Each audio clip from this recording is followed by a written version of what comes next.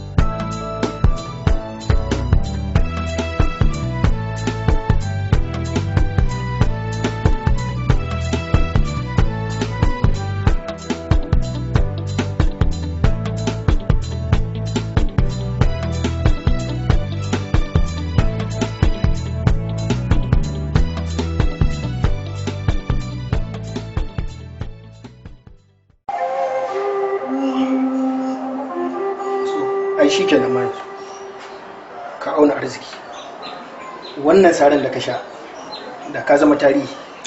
wallahi Allah ya kiyaye da yanzu babu ne. So jinin da aka zuba ma da sun shige yanzu baka bukatar wani jini. Abin da ya kamata ka mai da hankali a kai magungunan da aka rubuta ma ka kokari ka sha su. Okay to doctor. Allah ya sauke. Za ku iya shigo. Bismillah.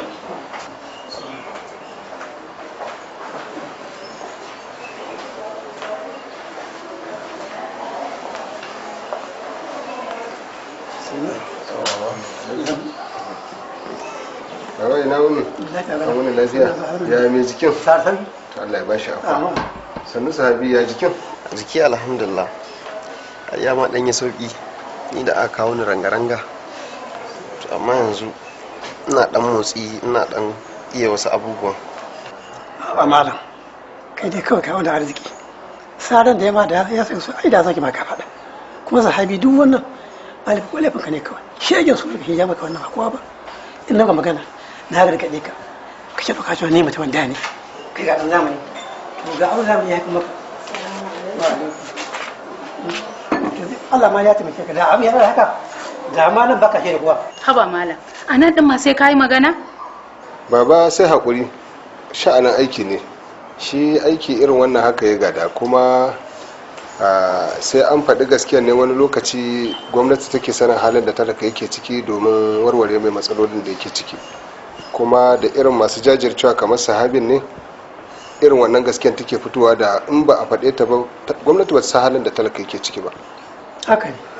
Yanzu ba ita sani. Ga yan ta bashi kwanci na kukan zuci. Ya wuce wannan. Malam, yanzu mu je waje, mu ba su waje. Za su tattauna a bangaren aikin su ko?